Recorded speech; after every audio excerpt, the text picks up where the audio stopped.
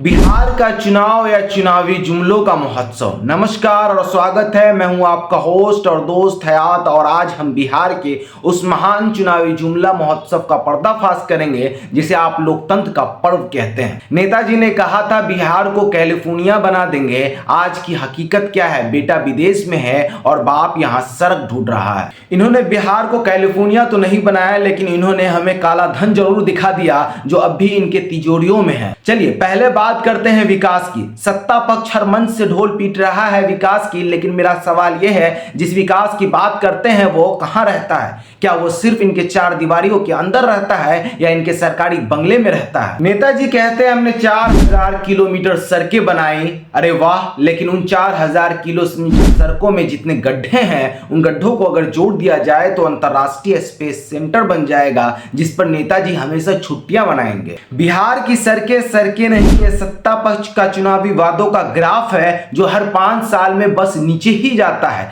इनके शासन में युवाओं को डिग्री की वैल्यू क्या है? ये नौकरी मांगने जाते हैं तो इन पे लाठीचार्ज होता है। इन्हें रोजगार नहीं मिलता। इन्हें रोजगार के लिए हर साल शहर से पलायन करना पड़ता है। इन्हें सिर्फ लॉलीपॉप पकड़ा दिया जाता है। अब आते हैं सबसे दिलचस्प हिस्से पर, काले कारनामे पर। क्या लगता है नेताजी के ने 5 साल में जो काला कारनामा किया है वो कहां गया? वो पुल जो उद्घाटन से पहले गिर गया, वो जो सरकारी योजना जिसका पैसा नेताजी के डायरेक्ट प्राइवेट लिमिटेड अकाउंट में गया। यहाँ की दाल रोटी महंगी है लेकिन नेताओं की तिजोरी में अब भी सोने की बिस्किट पड़ी है। नेताजी सुबह सुबह धार्मिक नारा लगाते हैं और शाम में जेब भरों की आरती करते हैं। और ये जो वंशवाद का नाटक चल रहा है कि बाप की कुर्सी खाली हुई नहीं कि बेटा 10वीं पास करके भी चुनाव लड़ने को तैयार है, ये लोकतंत्र नहीं, ये नेताओं का परिवारवाद है। यह नेता का बेटा सिर्फ नेता बन सकता है चाहे उसके पास जनता को देने के लिए सिर्फ एक ही चीज हो, वो है जुमला। अब बात विपक्ष की। ऐसा नहीं है कि सारा दोष सत्ता पक्ष का ही है, विपक्ष भी क्या कर रहा है? जब जनता को उनकी जरूरत होती है तब विपक्ष अपने फोन पर कैंडी क्रश खेल रहा होता है या सिर्फ ट्विटर पर ज्ञान दे रहा होता है।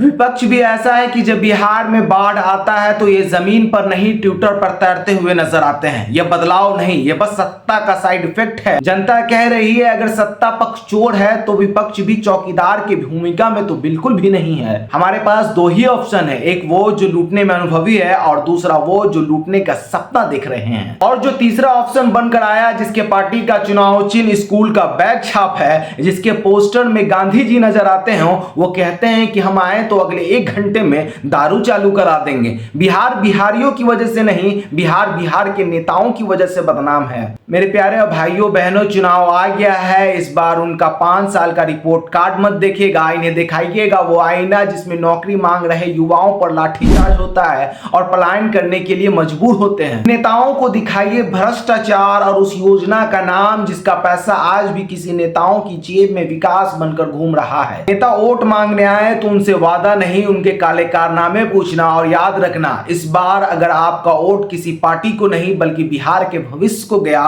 तो शायद अगली बार हमें वीडियो बनानी ना पड़े। मिलते हैं अगली एपिसोड में। जय हिंद।